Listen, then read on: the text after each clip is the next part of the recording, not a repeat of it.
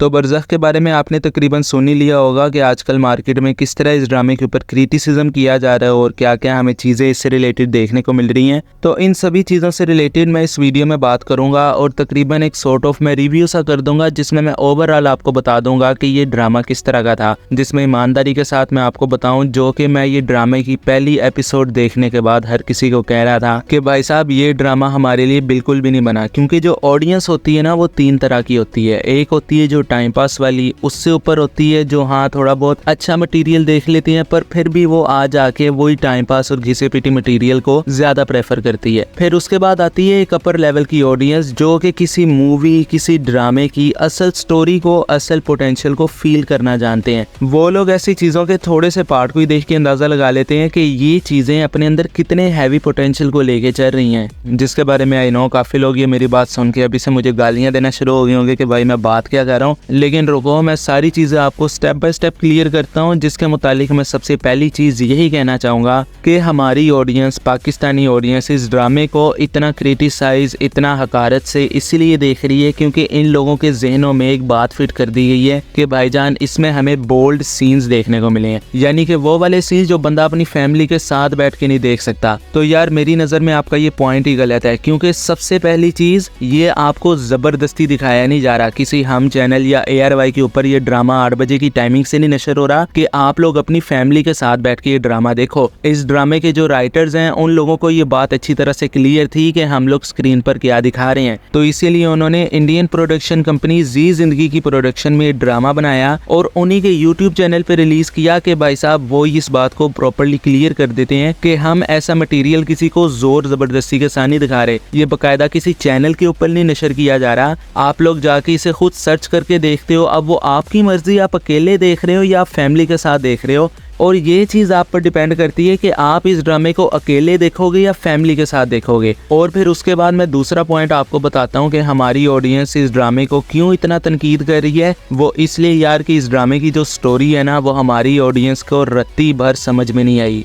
क्योंकि यार ये ड्रामा इतना कॉम्प्लिकेटेड बनाया है कि आम ऑडियंस को तो रत्ती भर नहीं समझ लगने वाली कि वो लोग देख क्या रहे हैं। और उसके बाद फिर उनके पास पॉइंट आ जाता है कि हमें इसमें थोड़े बहुत बोल्ड सीन्स देखने को मिल रहे हैं तो बायकॉट बरज़ख। क्योंकि आप खुद ही सोचो, हम पिछले 25 या 30 सालों से वही सास बहू घर वाली सिचुएशन देख रहे हैं और फिर एकदम हमारे सामने इतनी पेचीदा स्टोरी ड्रामे की आ जाती है कि भाई हमारे ज़हन में कख भी नहीं पल्ले पड़ता और हम उल्टा इस ड्रामे के ऊपर चढ़ाई कर देते हैं। क्योंकि यार इस ड्रामे की स्टोरी इतनी कॉम्प्लिकेटेड है कि आपको एक सवाल का जवाब मिलेगा तो आपके सामने 10 सवाल और खड़े हो जाएंगे कि भाई साहब ये क्यों हो रहा है, ये किस तरह हो रहा है। इसको समझने के लिए हमें ड्रामे के पोटेंशियल, उसके लेवल को, उसकी स्टोरी को, उसके जो राइटर्स का दिमाग, उनकी क्रिएटिविटी, उनकी सोच को समझना होगा कि भाई साहब हमें वो क्या चीज ड्रामे में दिखाने की कोशिश कर रहे हैं। क्योंकि ये कोई नॉर्मल सास बहू वाला ड्रामा नहीं है कि उसके घर में ये हो रहा है, औरतें आपस में लड़ रही हैं, बंदों का ये आपस में चक्कर चल रहा है, ये वाली सिचुएशन बिल्कुल भी नहीं है। ये हमें एक प्योर नेटफ्लिक्स की स्ट्रेंजर थिंग्स की तरह की कॉम्प्लिकेटेड और बिल्कुल यूनिक स्टोरी देखने को मिली है। और इस ड्रामे की जो स्टोरी है ना उसे देख के मुझे हॉलीवुड की मास्टरपीस मूवी सिक्स सेंस की याद आ गई। और उसके बाद इसका जो थोड़ा बहुत आइडिया, इसकी थोड़ी बहुत जो स्टोरी है, फिर जो कॉन्सेप्ट है रूह वाला,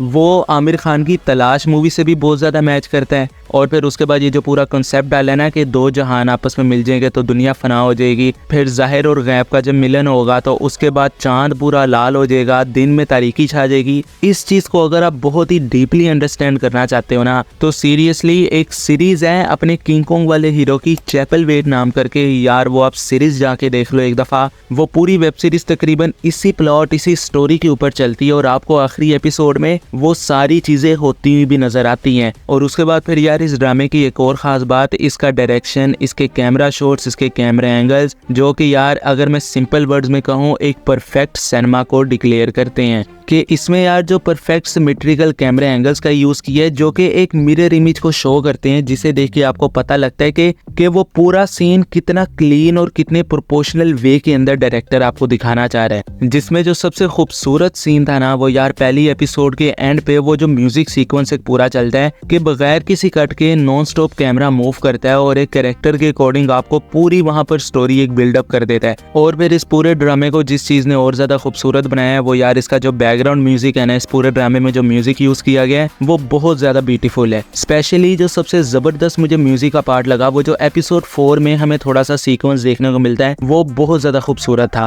और फिर इसके बाद मैं बात करना चाहूँगा कि एक्टिंग किन किन की ज़बरदस्त थी, जिसमें यार ये जो 3 बंदे हैं ना, इन्होंने बहुत ही कमाल की परफॉर्मेंस दी है, जिनमें सलमान शाहिद, सनम सईद और खुशहाल खान तो भाई क्या अपने रोल को वो बंदा प्ले कर गया है कि आई मीन फर्स्ट एपिसोड में इसे देख के तो मुझे यकीन ही नहीं हुआ कि ये वही बंदा है जिससे मैंने मोहब्बत गुमशुदा ड्रामे में देखा था। तो चलो ये तो होगी ड्रामे की सारी अच्छी चीज़ें कि ड्रामा किस हद तक बेहतर था, क्या क्या हमें इसमें चीज़ें नहीं देखने को मिली। पर इसके अलावा अगर मैं बताऊं कि इसमें क्या क्या खामियां हैं तो यार उनमें 2 चीज़ें, जिनमें से एक सबसे बड़ी चीज़ इस ड्रामे को लेकर बैठ गई है वो यार इन्होंने जो तीसरी किस्त के अंदर ये वाला सीन दिखाया है ना, आप ये ड्रामा देखने के बाद इस चीज़ को सोचोगे आपको समझ ही नहीं लगेगी कि डायरेक्टर ने इस एलिमेंट को इस ड्रामे में क्यों रखा है। आई मीन कि कोई तुक की नहीं थी बनती यार, आपने बहुत ही गलत हरकत की है ऐसा सीन दिखा के कि सीरियसली यार इन लोगों ने अपने पैरों पे खुद कुल्हाड़ी मारी है ऐसे सीन को ड्रामे में दिखा के, और इस चीज़ का इनको खुमियाजा भी भुगतना पड़ गया। पाकिस्तान में से बरज़ख ड्रामा ऑफिशियली 9 अगस्त को रिमूव किया जा रहा है। आपको 9 अगस्त के बाद ये ड्रामा यूट्यूब पे पाकिस्तान में कभी भी नहीं देखने को मिलना, क्योंकि इसके अलावा जो मैं शुरू में बात कर रहा था ना कि हमें इसमें थोड़े बहुत बोल्ड सीन्स देखने को मिल रहे हैं जिन्हें हम फैमिली के साथ नहीं देख सकते, तो वो मैं दूसरे सीन्स की बात कर रहा था, उनका फिर भी गुजारा हो जाता है। बट यार ये वाला बहुत ही गलत हरकत की है